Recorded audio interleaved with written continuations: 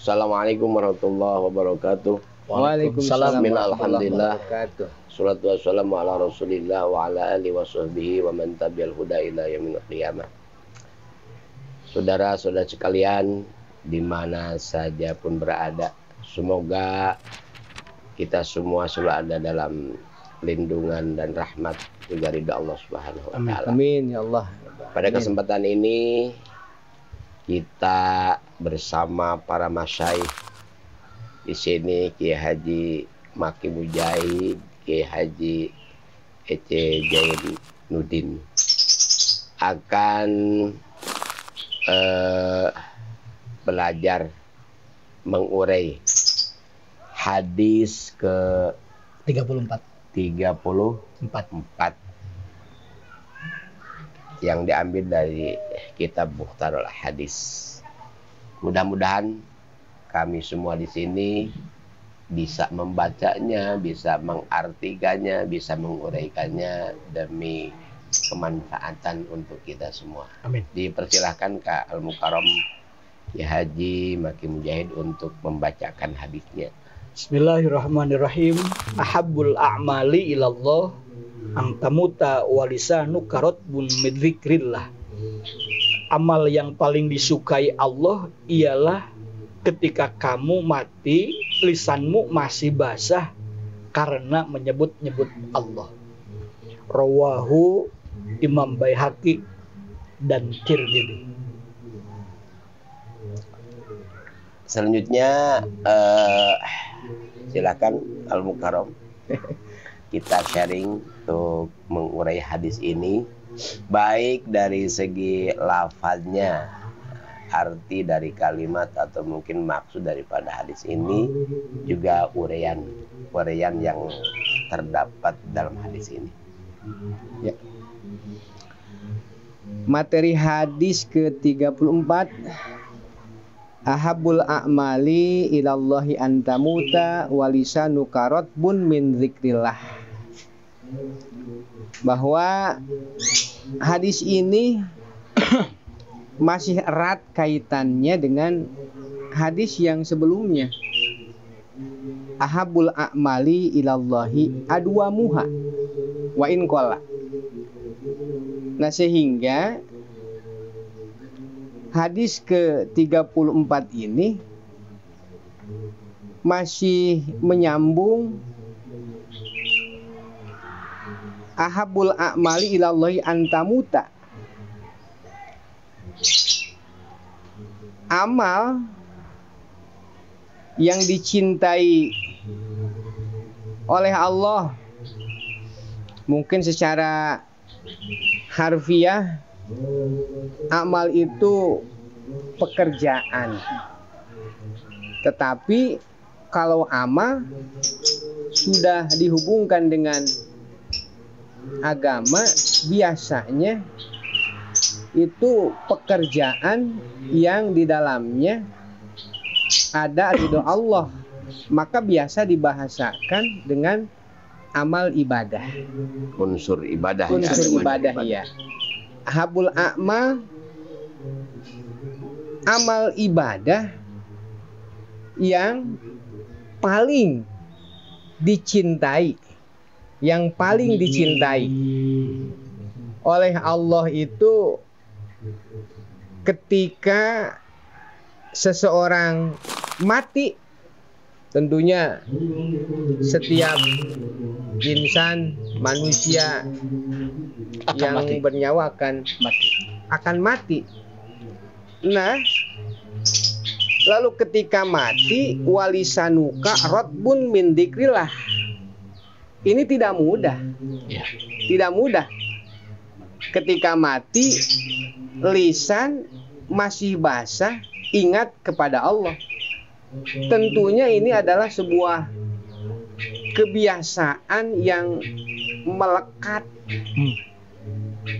Lalu ketika amal dikerjakan sudah rutinitas, maka ketika mati menjemput, ya secara otomatis lisan kita akan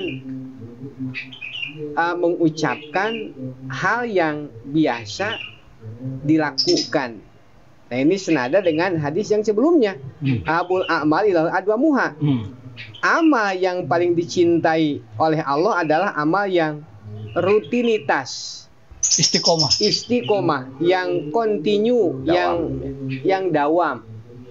Ya, sehingga ketika amal dawam mati menjemput, maka insya Allah lisan kita akan sedang basah mengingat Allah Subhanahu wa ta'ala. Dalam arti kita semua harus mengharapkan dan menjadikan cita-cita semua bahwa ketika kita mati, lisan kita berzikir kepada Allah, hati kita pun yang berzikir kepada Allah, agar kita pada saat yang sangat diperlukan kita untuk menjadi hamba Allah yang paling dicintai Allah tentunya. Betapa bahagia seorang hamba ketika akan menemui Allah, dan pada saat itu Allah sangat mencintai kepada hambanya. Maka tentunya keberadaan ini harus menjadikan cita-cita dan harapan kita semua.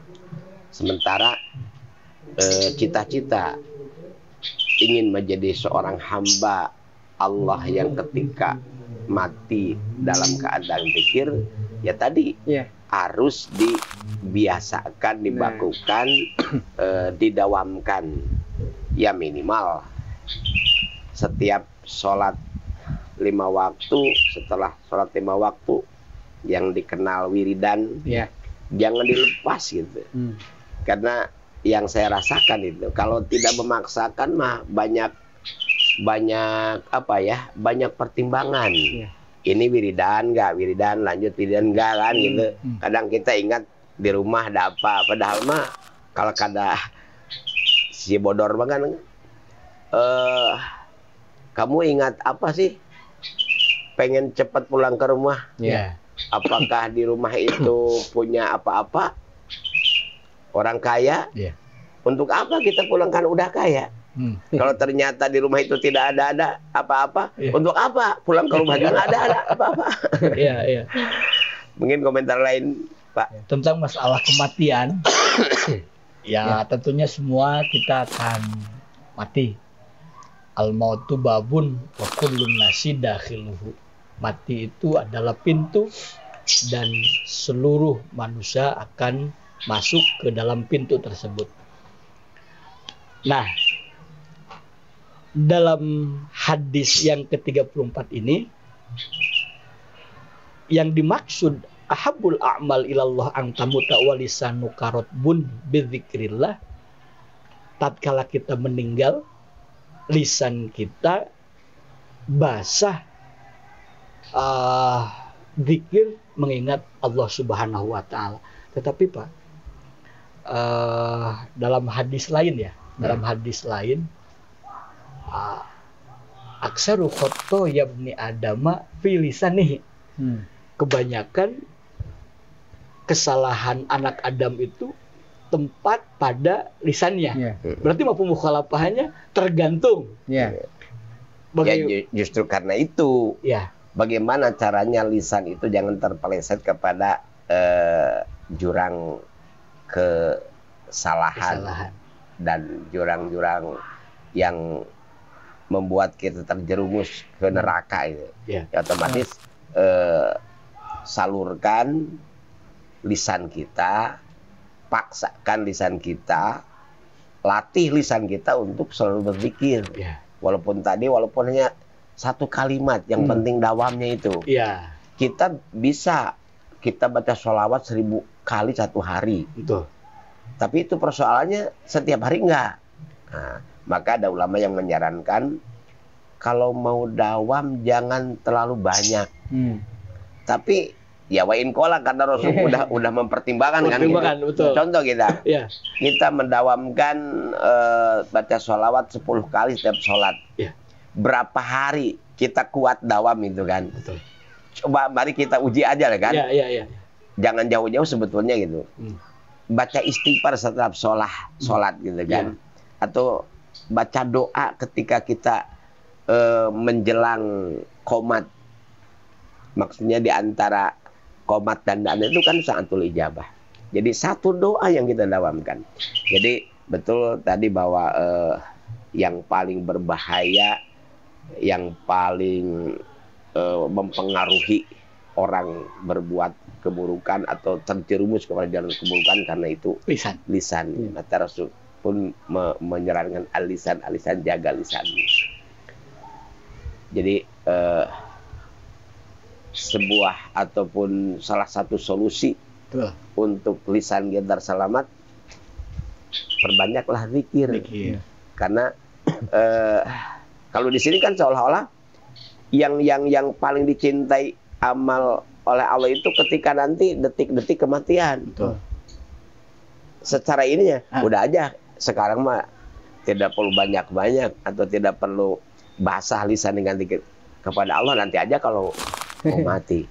Siapa tahu dan kapan kita mati. Betul. Artinya ini kan karena kita tidak tahu kapan datangnya kematian, ya dari sekarang perbanyak gitu agar nanti kalau tadi juga sama Pak Ece mati keadaan itu bagaimana, keadaan mati itu bagaimana kebiasaan.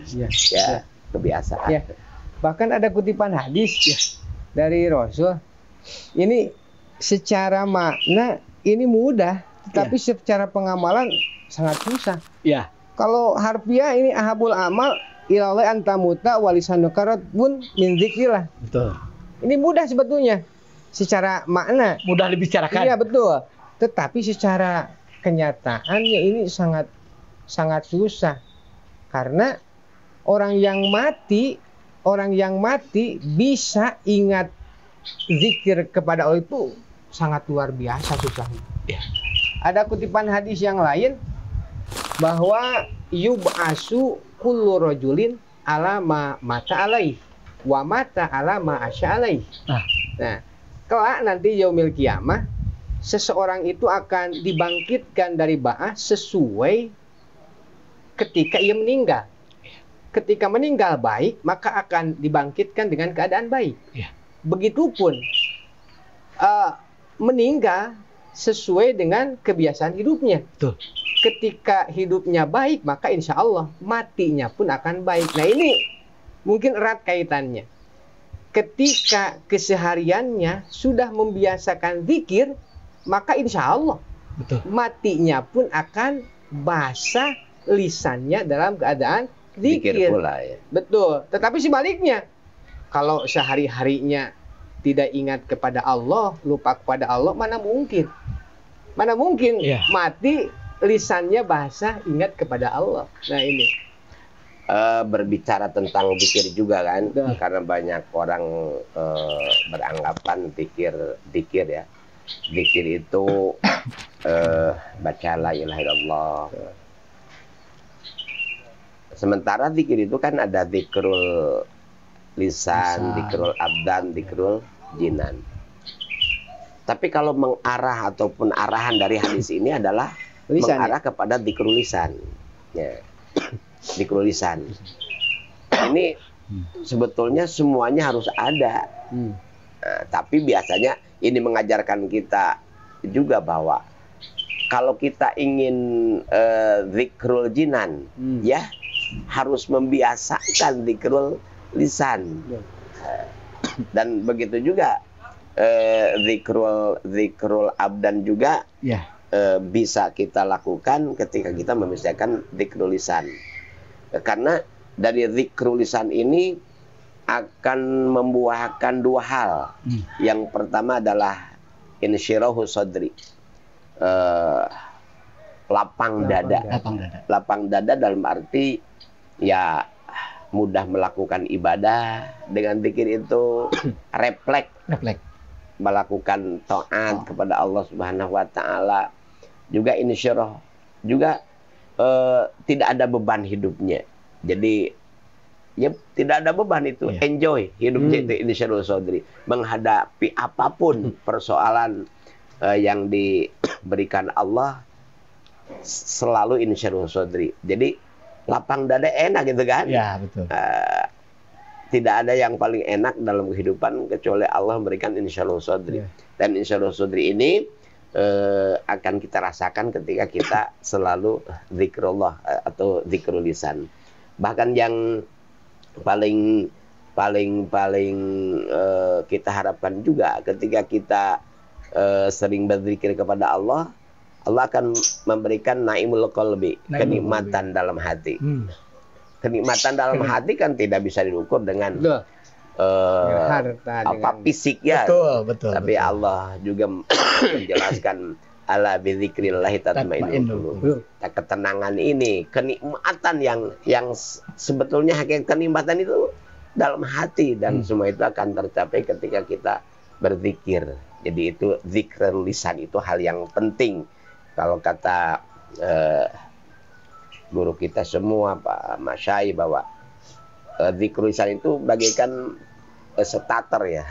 Starter untuk menghidupkan mesin, menghidupkan ruh kita ya. Jadi jangan menganggap untuk apa kita zikrul lisan, yang penting mah hati aja.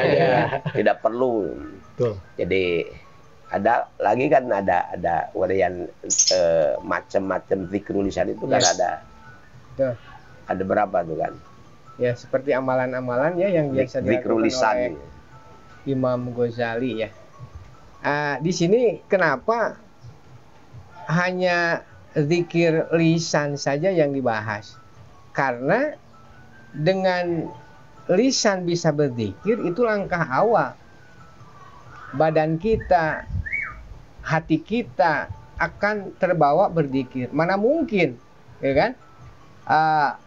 Badan kita, hati kita bisa berzikir tanpa diawali dengan lisan kita. Maka Allah pun menyatakan dalam Al-Quran, ya ayyuhalladzina amanu dzkuru dzikran katsira. Itu diawali dengan zikir lisan. Dzikran katsira. Iya. Zikir yang banyak. Zikir lisan. Nah, nanti akan merembet kepada badan kita pun akan senantiasa ingat kepada Allah, hati pun akan senantiasa ingat kepada Allah Subhanahu wa taala. Ada yang menarik nih. Ya. Di dalam kitab Khoridatul Bahiyah yang suka dipelajari di Pondok Pesantren Telhuda, bahwa orang mukmin itu pasti masuk surga. Kalau kata pendiri guru mursyid kita, jangan jalma mukmin digiringkeun kasawarga dilebetkeun taya anu diliwatan kabeh oge dilebetkeun. Nah, ternyata ada orang mukmin yang sudah masuk surga, sudah merasakan nikmatnya surga, bahkan sudah bisa dibuka hijab melihat Allah. Orang mukmin di surga, tetapi bukan berarti Allah ada di surga kan? Allah makan mukhalafatul hawa disi. Itu orang mukmin yang ada di surga, padahal udah ada di surga, menikmati keindahan surga, betul Pak. Tetapi merasa pingin ke alam dunia lagi, kembali lagi setback ke belakang. Ada hal yang kurang. Hal yang kurang. Hal yang kurang sempurna. Kurang sempurna. Kenapa? Padahal surga udah dikasih, nikmat surga udah dikasih, pingin kembali ke alam dunia, ternyata ada yang paling nikmat di surga itu melihat Sang Khalik Allah mukhalafatul hawadisi tatkala kita dibuka hijab oleh Allah. Dan sering dan tidak seringnya kita melihat Allah di surga tergantung banyak dan tidak banyaknya kita sering eling. Bahasa elingnya itu apa Pak? Ingat kepada Allah. Jadi ahli surga itu sudah mendapatkan kenikmatan segala-galanya. Dari sekian banyak kenikmatan tidak ada yang paling nikmat kecuali bertemu dengan Allah. Sementara melihat Allah di surga dengan tetap Allah dalam mukhalafatul hawadisinya akan berulang-ulang kali. Artinya berapa kali? Berapa kali? Bisa melihat Iya. tergantung kita Sering. di dunia berapa kali makrifat kepada Allah. Aha. Muhadharah mengenal Allah di dunia berapa kali. Ya. Jadi kalau di dunianya 10 kali, maka melihat Allah di akhirat 10 kali. 10 Maka pantas itu Pak. Betul itu. Jadi artinya kok aneh ya? Iya. Ada orang yang sudah Masuk surga? ada dalam kenikmatan kok menyesal. Ini menunjukkan juga, jadi menarik juga ya. Jadi orang yang sudah banyak amal, udah jelas masuk surga, masih ada penyesalan. Masih ada penyesalan. Tapi kadang-kadang kita tidak memikirkan bagaimana orang yang tidak punya amal. Atau mungkin amalnya sedikit. Iya. Jadi harusnya penyesalannya itu harus dirasakan di sekarang. Gitu. Tuh, hebat juga itu ya. Artinya zikir kepada Allah dengan lisan akan membuahkan kita menyinari hati kita juga. Ya. Ketika hati kita sudah bersinar dengan zikrullah, maka akan bersinar kepada seluruh tubuh kita. Betul. Dan tentunya zikrullah ini harus menjadikan salah satu program kita. Betul. Harus menjadikan angan-angan dan cita-cita kita, sehingga kita setiap hari, kalaupun tidak full selama 24 jam, Betul. dikurangi apa? Tidur. Tidur. Dikurangi apa lagi? Makan. Dikurangi apa lagi? Mandi. Macam-macamnya. Kalau Pak Ece itu ya berhubungan. Olahraga dan sebagainya. Tapi kan bisa juga dalam setiap saat selama kita tidak tidur, artinya selama kita ingat, itu bisa zikir walaupun sedang mandi, Ya. sedang buang air, Betul. sedang ngadian.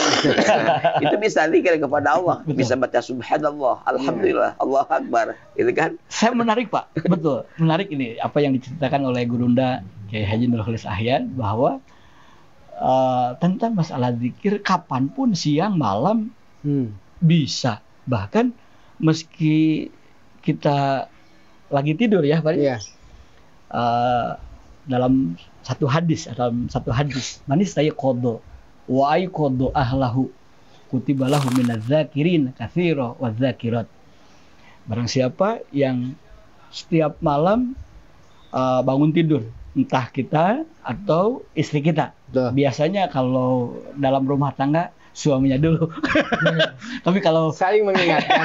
Bangunnya Iya, untuk mengingatkan. apa? ya bangunnya untuk sholat. Zikir. Terus manis naik kodo, wai kodo ahlu. Setelah kita bangun, Lalu istri kita membangunkan. membangunkan istri kita. Terus istri kita semua membangunkan anak-anak kita yang 11 itu. Misalnya fasolaya jami'an, semuanya sholat. Dalam sholat itu ada dikir loh. Ada subhana rabbiyal azimi, ada subhana rabbiyal a'la. Bahkan komplit kalau dalam salat. Bahkan Zikrul komplit. lisan, zikrul badan, zikrul jinan. Itu. Betul. Komplit. Itu kata Allah, kutibalahu minaz zakirin katsira waz zakirat, dicatat bahwa itu adalah orang-orang yang dikategorikan orang-orang keluarga yang besar, zikirnya bahkan menyinari langit sampai ke atas sinarnya itu. Ya. Jadi zikrullah itu orang yang berzikir sampai hatinya itu akan membuat geger para malaikat penghuni langit gitu kan, zikirnya gitu. Ya. Ada satu hal lagi yang saya bisa pahami bahwa tidur itu adalah gambaran kematian. Betul. Karena tidur itu adalah hilangnya ruhul yaqdah. Bahkan dinilai tidur itu adalah mati.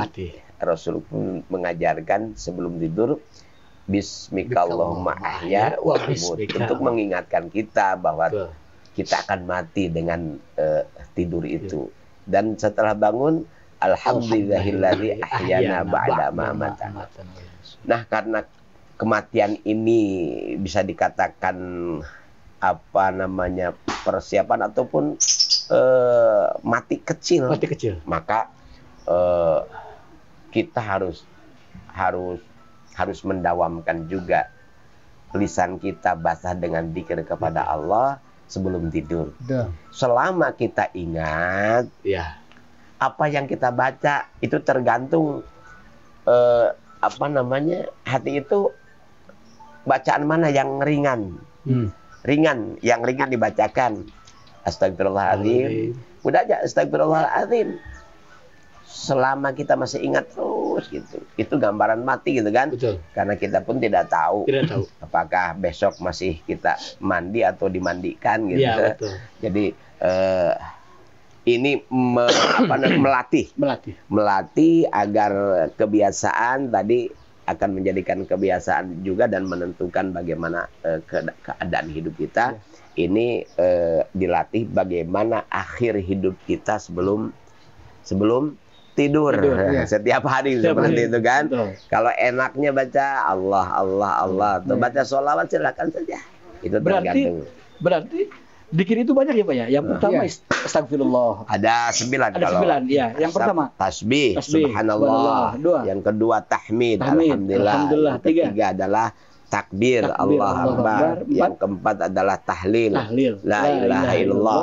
Yang kelima adalah hauqalah, la haula wala quwwata illa billah. Yang keenam adalah sholawat, Allahumma sholli ala sayyidina Muhammad wa ala sayyidina Muhammad. Yang ke-7 doa. Ya, doa asror gitu kan. Itu zikir juga. Yang ke-9 adalah baca Quran. Ya, kalau mau tidur biasanya yang mana? Biasanya yang ringan-ringan ya. Nggak perlu wudhu lagi kan.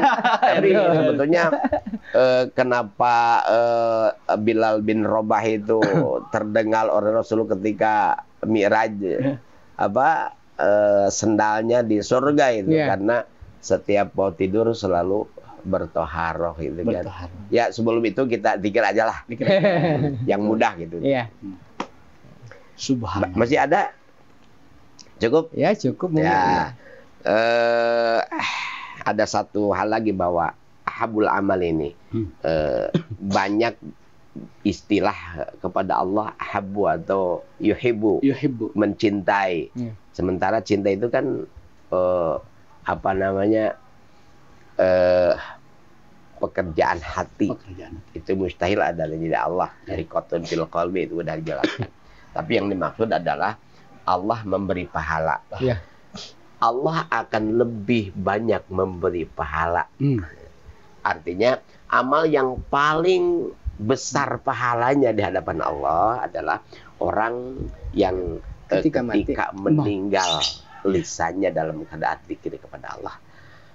Para pemirsa semua, itulah bahasan kita pada sore hari ini. Mudah-mudahan apa yang disampaikan bermanfaat untuk kami dan untuk semuanya.